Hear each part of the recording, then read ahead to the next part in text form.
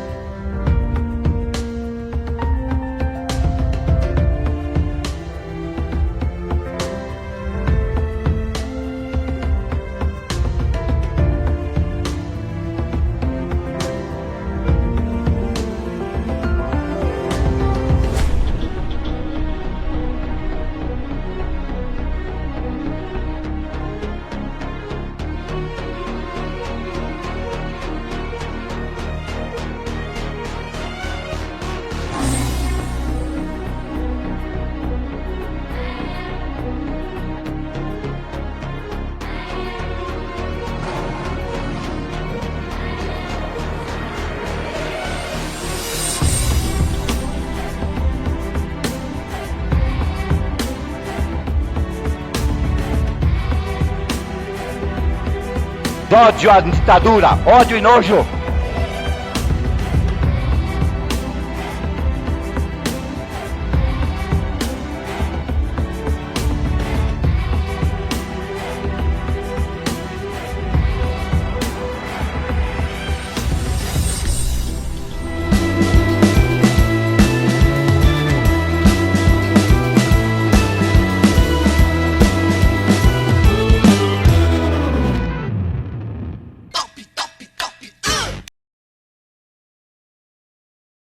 Você também, Alexandre, bata a palma aí. Eu não posso porque senão cai o celular, tô segurando. Ah, entendi.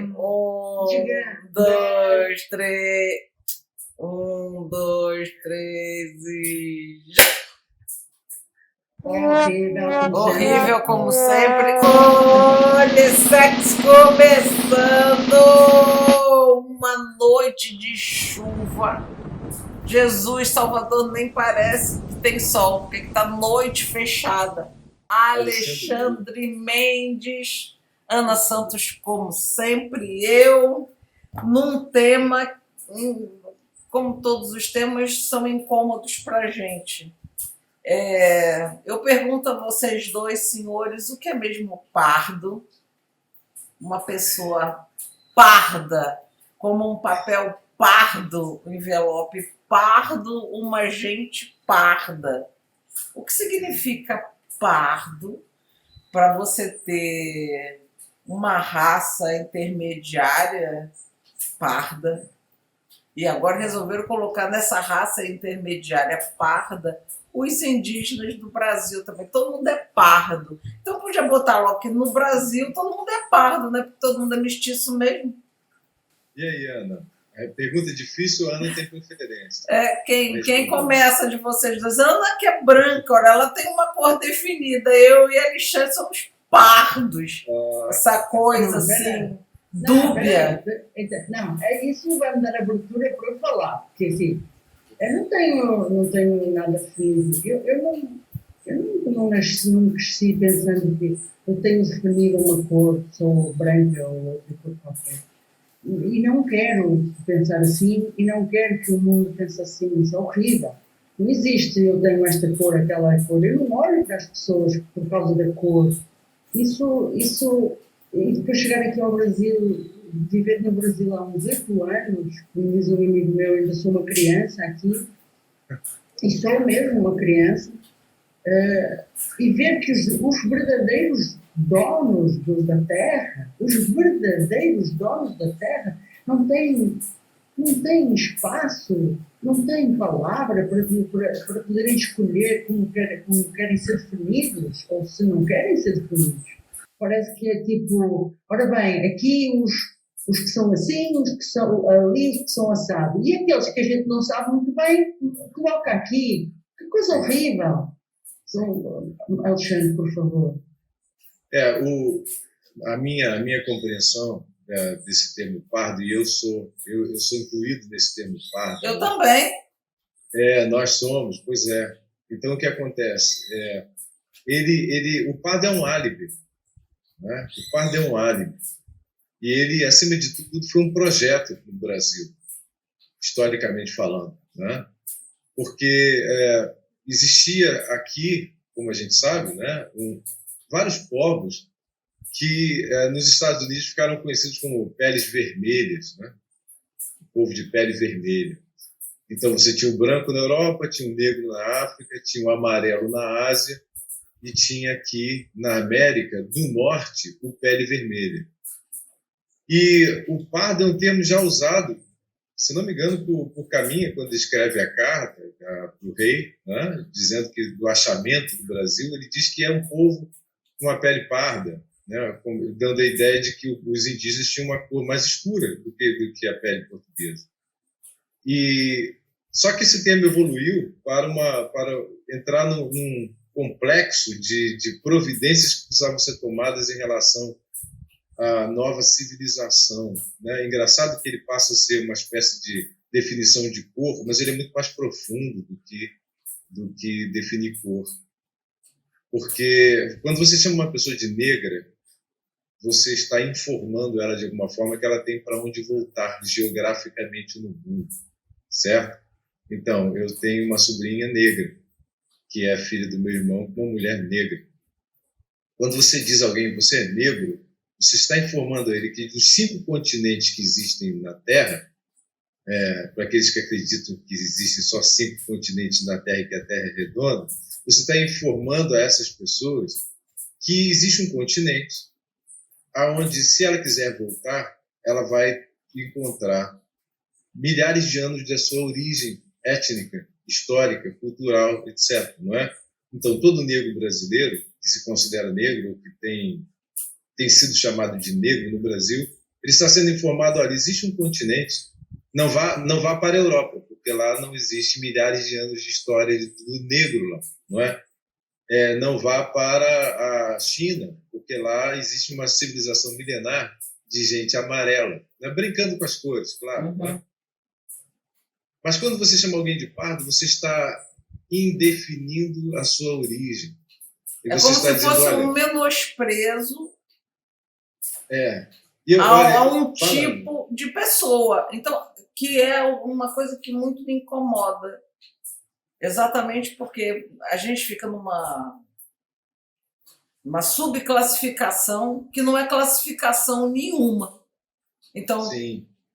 se ele tivesse uma cor, bom, então esses são indígenas do mundo. Todos os indígenas têm uma cor, ou os são do sul, tem uma cor, os do norte têm outra cor. Mas não. Como os indígenas foram encontrados em vários continentes, vamos menosprezar a existência deles. São e sub virou pardo. É verdade. É verdade. E também uma outra coisa que é atribuir divisões para menosprezar, porque nós podemos dividir as pessoas para as valorizar, para as qualificar, dizer, olha, aqui tem uma qualidade espetacular, aqui tem outra. Não, estas nomenclaturas ou estas definições de conceitos são para diminuir, quer dizer, não são diretamente, as pessoas dizem que não são, mas são. Sim. Nesse momento, no planeta, se a gente não tiver o fala. auxílio de indígena, o planeta acaba. Sim, é verdade. É um momento crucial e a gente ainda está nessa de ficar subdividindo pessoas em cor, dizendo, ah, não, mas existem pessoas que são menos evoluídas, menos civilizadas. Eles sobrevivem na Terra, Sim. respeitando a Terra. O Alexandre tinha falado uma vez que os indígenas, o povo tradicional da floresta, tem uma ligação muito forte com viver, quer dizer, morrer no lugar onde nasceu, quer dizer, saber onde pertence. Então, estas coisas que se fazem ainda os atingem mais. Se atingem qualquer pessoa, né? Os dias. Muito forte. Vocês estão falando essas coisas com toda razão e existe um aspecto político nessa história importante, Ana. Então, vou fazer uma pergunta aqui à Ana, que é um desafio, né? Você, Ana, portuguesa, né? Que é o seguinte: você se chama Ana Santos, certo? Sim. A gente sabe que a história de Portugal, se a gente recuar, a gente tem povos que a gente ouve falar deles, né, na arqueologia, como os lusitanos, os iberos e outros tantos, tartécios, né? E a gente sabe que depois chegam os romanos, e aí depois vêm os visigodos, lá no norte de Portugal os suevos ou suevos, né? Não sei como em Portugal fala como, suevos ou suevos, não sei. Não sei também. Aí eu te pergunto, você é portuguesa desde sempre, sua mãe e seu pai eram portugueses.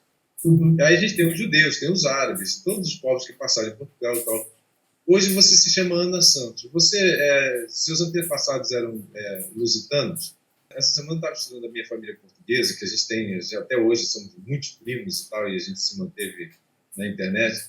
E o sobrenome e o seu nome são fundamentais para que você deduza algumas coisas. Por exemplo, sendo os visigodos e os suevos um povo germânico, a chance deles se chamarem Ana Santos, ou de terem filho chamado Ana Santos, é minúsculo. O fato de seu nome ser Ana, opa, fui erro meu aqui, e de haver um Santos no seu nome, indica alguma coisa sobre a família, obviamente. Mas, por exemplo, eu tenho Oliveira, que dizem que tem uma ligação com os judeus. Exato, então Ana é um nome judeu e não alemão. Oliveira é um nome judeu e não alemão, e não suevo, por exemplo, né, ou judeu. Isso vai dizendo, não é um nome árabe, santo, né? Ana Oliveira, não é um nome típico do árabe. Então isso vai contando alguma história sobre você, não é só a sua cor de pele, certo? Ou seja, se você tiver que supor alguma coisa sobre o seu passado, em algum momento os Oliveiras, os Pereiras, os Mendes, os Gomes e outros tantos, principalmente no norte de Portugal, têm alguma ligação com a cultura judaica, não é? Agora, se eu hoje dominasse a Bahia, né, e chegasse na sua casa e dissesse assim, Ana Santos, a partir de hoje, você não vai mais se chamar Ana Santos e nem vai mais falar o seu idioma português. A partir de hoje, você se chama Potira Ticuna. E se eu te pegar falando português, você vai apanhar, você vai ser preso. Então, a partir de hoje, você vai falar o idioma Zengueté. E pior, você deixa de usar, de recorrer à sua religião. Você vai passar a recorrer à nossa... Isso. Tira essa roupa, vai andar a dura, vai pintar o corpo, vai pegar um maracá, e a partir de hoje você tem você é livre, entende? Você continua morando aqui, a casa, mas a partir de hoje você não pode mais ser quem você é, certo? Ora, em 2 ou 3 gerações que isso continuasse a existir, ia ser muito difícil que a Aninha Santos neta, ou bisneta, ou trineta, pudesse precisar exatamente qual seria a sua origem. E, acima de tudo, no caso nosso aqui, fazendo esse paralelo, o seu lugar de origem. Só para avisar que a gente está chegando ao final do primeiro terço do programa, hein, pessoal? Objetividade aí na hora de falar. É pior, é isso. É pior. Chega alguém e diz assim, bom, eu deixo você viver na sua casa, que é o seu país, mas você vai ser assim. Sim. Cara, por exemplo, a família... isso é muito interessante, né? E muito cruel, não é? Nossa. Então, a família do meu... Eu sou moreno, o meu avô é português, não é? Meu bisavô é português, perdão. Narciso Gomes Mendes, por isso eu me chamo Mendes. Só que eu não pareço você. A minha pele é de outra cor, meu cabelo é diferente, etc. Por que eu sou moreno e não branco se eu sou bisneto de português? Olha, eu sei, meu bisavô nasceu em Rebordões, em 1875, eu tenho todas as gerações dele, dos pais, dos avós, dos documentos, temos tudo. Mas eu não sou português branco. E por que eu não sou português branco? Porque a família do meu pai era uma família indígena, que eu fui descobrir que era do Rio de Janeiro, do lugar onde eu sempre morei, onde ele sempre morou. Mas a gente não tinha a menor ideia da nossa origem, de onde era aí, o povo, a tribo, etc, etc. Como é possível que eu saiba onde está antepassado da minha mãe branca? Do outro lado do Oceano Atlântico. E durante gerações, o meu pai não sabia dizer, já não sabia dizer, e eu não saiba dizer, não tenho a menor ideia de onde estava o meu povo no lugar onde eu moro. Como conseguiram fazer isso? Não é? Como é possível que você continuasse morando em Portugal, em Espinho, e não tivesse a menor ideia de que lugar você estaria a origem familiar? Até hoje, no mundo, a gente ouve o presidente falar, os indígenas já estão praticamente situados, praticamente integrados à civilização. Como se a civilização fosse dele. Ele é dono da civilização e ele percebeu que os indígenas estão quase, praticamente integrados àquilo que ele vê. Que eu também não sei muito bem o que ele vê quando pensa em ver uma civilização. Porque quando eu olho o Brasil, eu não vejo uma civilização aqui. Não somos. É uma selvageria. Não, principalmente assim. Quem dá aula de civilização são os selvagens. Eles é que sabem conviver em coletivo, eles é que sabem dividir, todos passam fome, todos comem, todos se provêm.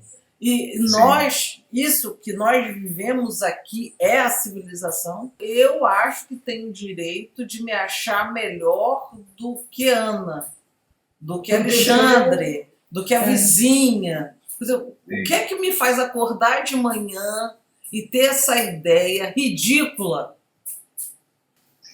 Olha, eu não posso responder exatamente essa pergunta, mas trazendo para a questão do pardo, eu acho que aí, Ana, você começa a levantar a lebre do que aconteceu.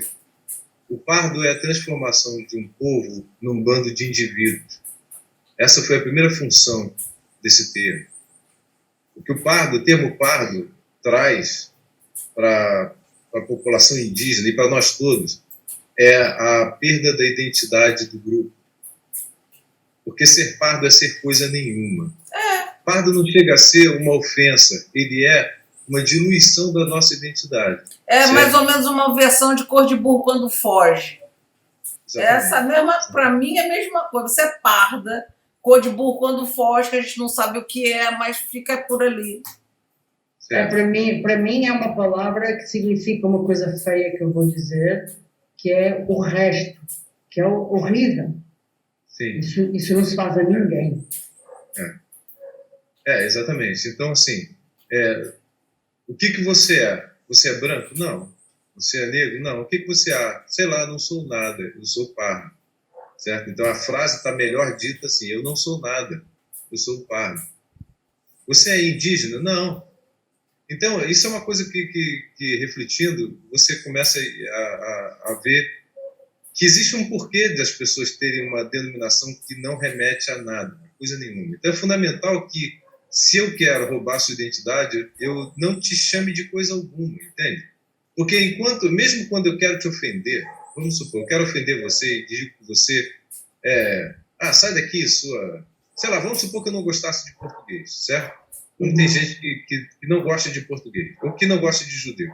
Então, quando eu tento te ofender e digo assim, volta para a tua terra, sou portuguesa, eu estou ainda assim te identificando, certo?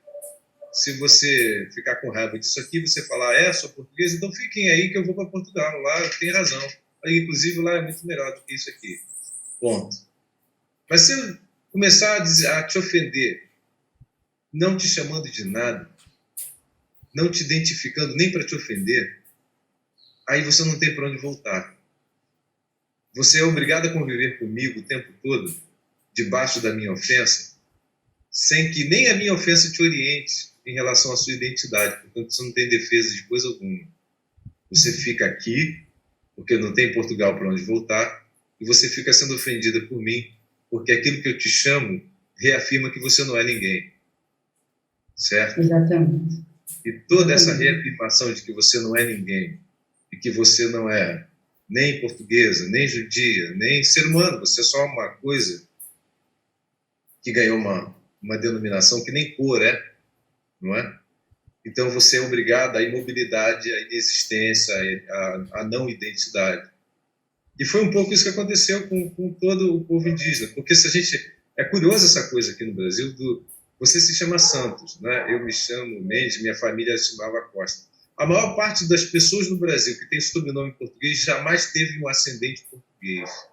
Vocês devem saber disso, né? A maior parte do brasileiro que tem um sobrenome português jamais teve na sua linhagem genealógica um ascendente português sequer. Foi um nome dado por batismo católico ou atribuído nos cartórios a descendentes de indígenas que, chegando lá e querendo registrar o seu nome, o Irahu, o Azaizara, ou, sei lá, qualquer outro nome ticuna ou da sua etnia, era proibido de fazê-lo, era proibido até de falar a sua língua. E aí, no cartório, havia uma lista de nomes, que podia ser João da Silva, podia ser José da Costa. Então, por exemplo, de onde surgiu o da Costa aqui? Né? Não é o da Costa português, era um empréstimo da ideia de que se você era o índio da Costa, índios do Sudeste ou da Bahia, você ganharia esse nome. Então, tem muita gente de Jesus, da Cruz, da Costa, dos Santos no Brasil que não tem nada a ver com a sua família, mas tem o seu sobrenome lá, português, e tem, enfim, e jamais teve nenhum parente português. Então, a ilusão de que, a gente falou disso, né? A ilusão de que chegou aqui, sei lá, chegaram aqui 100 portugueses, estupraram milhões de índias e tiveram milhões de filhos, e por isso todo brasileiro tem um sobrenome português, é ilusão. Isso não é nem fisicamente possível, que um país tão pequeno miscigenar 5 milhões de índios, certo?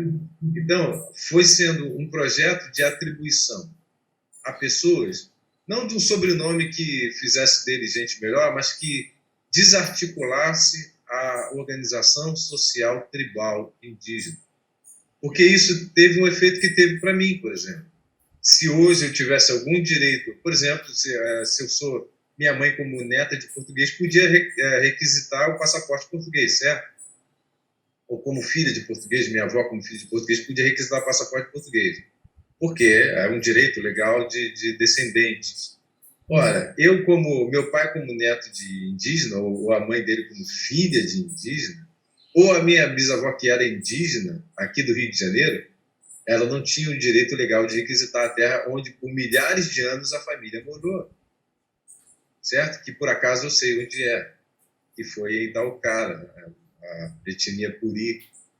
E em Itaucara, por acaso, esse povo, que hoje é pardo, e que sou eu, ele não foi morto, simplesmente. Houve sempre guerras e tal, mas houve uma cristianização e um batismo coletivo, em que cada grupo ganhou um sobrenome, um nome diferente e tal, até que ninguém mais, na geração seguinte, soubesse dizer se era de um povo ou de qualquer outro povo. E assim nasceram... A ideia do padre é muito importante na história brasileira, porque assim nasce o brasileiro. Aquela pessoa que não tem... É um apagamento. Sim. É, apenas... E assim, a gente consegue se localizar muito nisso, porque nós não temos raízes. O brasileiro é engraçado porque as nossas raízes são completamente diferentes das outras pessoas. É muito mais uma raiz que está presa ao sobreviver. Sim. E aí, muitas vezes, a barbárie, porque sobreviver às vezes é a barbárie.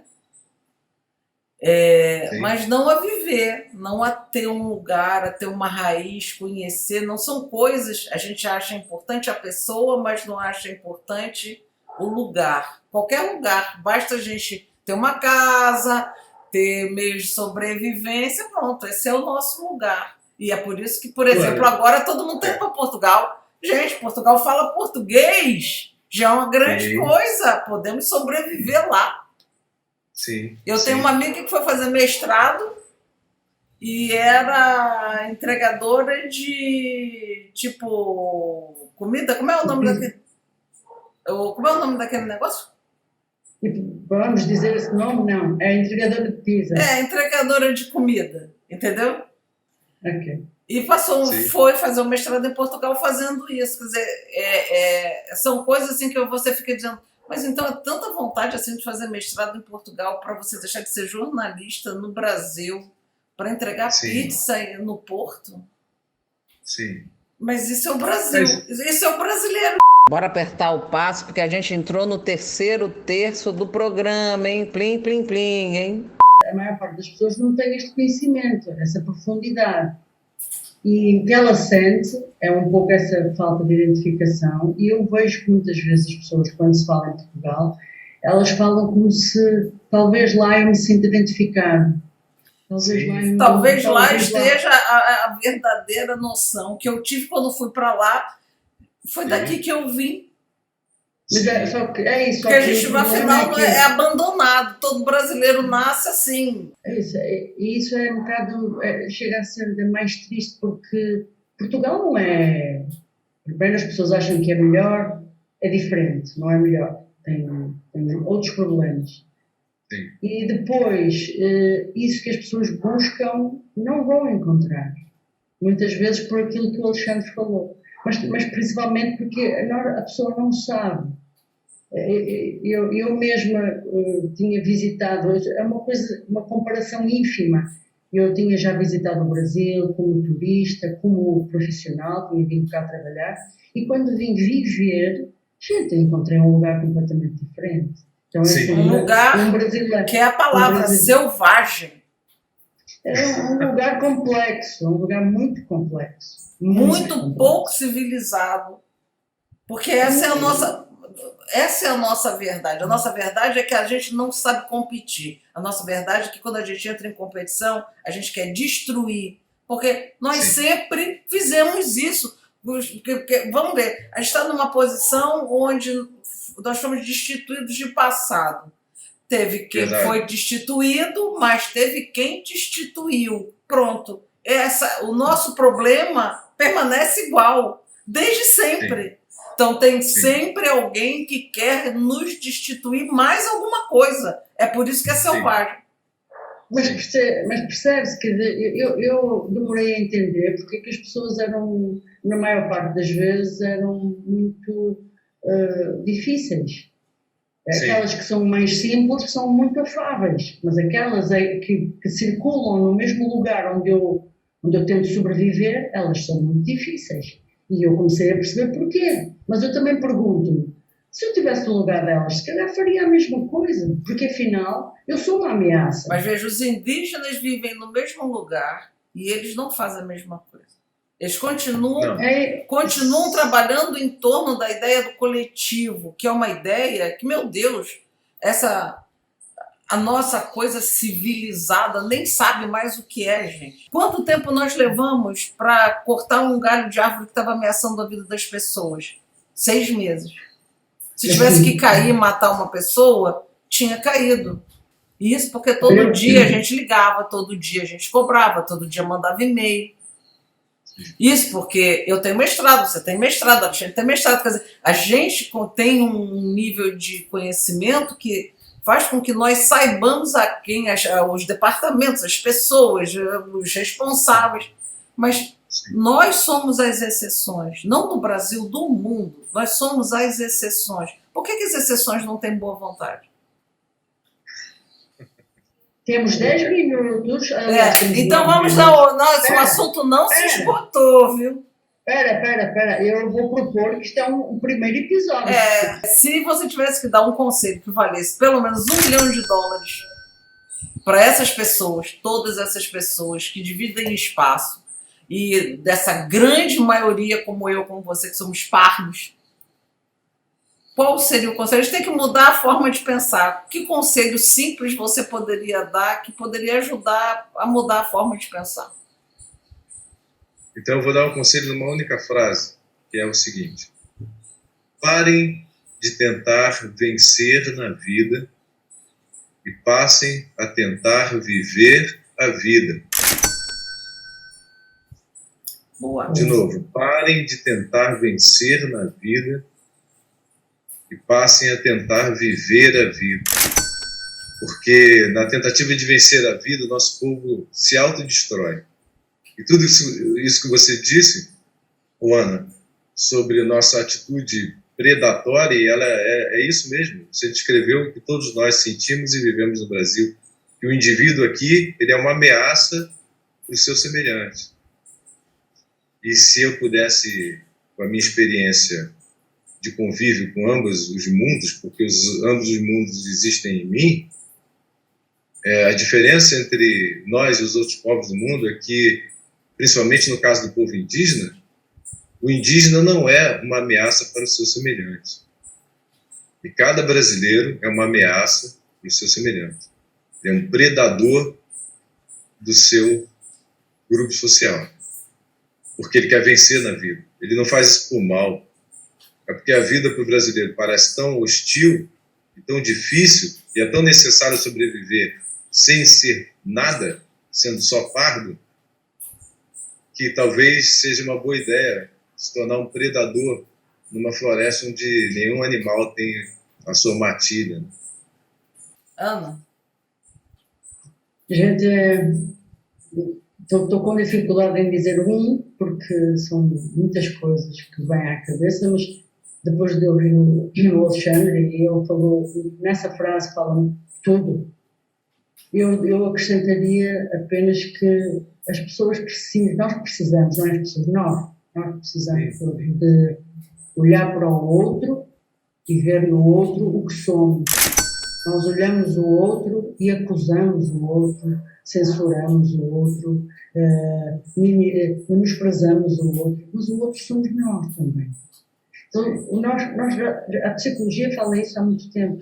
Aquilo que nós maltratamos no outro, estamos a maltratar em nós. Então, a gente precisa de aprender isso, não sei quando vamos aprender. Mas neste momento do mundo que as coisas estão tão inacreditavelmente horríveis, por todo o lado, nós precisamos de acordar para isso. Eu não sei como, gostava de saber como, mas precisamos.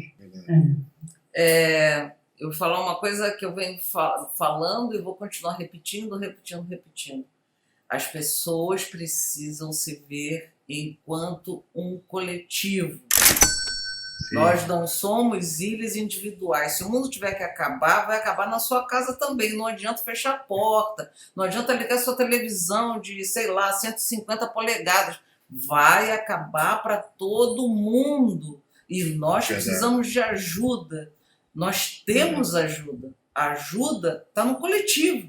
A ajuda está em a gente pedir explicação a quem sabe viver em coletivo. Por acaso, os indígenas sabem. Sim, por acaso, eles sabem muito melhor do que nós. Sim. É verdade. Nós pagamos taxas, pagamos tudo para sermos ilhas. E com tudo coletivo, a gente não tem nada coletivo. Eu pago IPTU, todo mundo paga IPTU. Aonde está o coletivo urbano? Sei lá, que na rua ele não passou. Aonde está o coletivo do seguro obrigatório de carro? Não sei. Onde é que está? Para onde vai o nosso dinheiro pensando no coletivo? Onde está a educação pública? A gente precisou da educação pública agora, por causa da pandemia. Aonde ela estava? A gente deu muitos milhões para a educação. Cadê o dinheiro da educação? Virou ouro na mão dos senhores religiosos. Então, assim, a nossa solução é a gente, o povo, as pessoas, olhar para o lado e dizer assim, olha, esse coletivo aqui, eu pertenço a ele. E aquele cara pardo, nossa, ele é igual a mim. Olha lá, ele teve uma tia que eu acho que era da Amazônia, ele tem um nariz que parece que é não sei de onde, porque a gente não conhece a origem, mas a gente conhece o traço.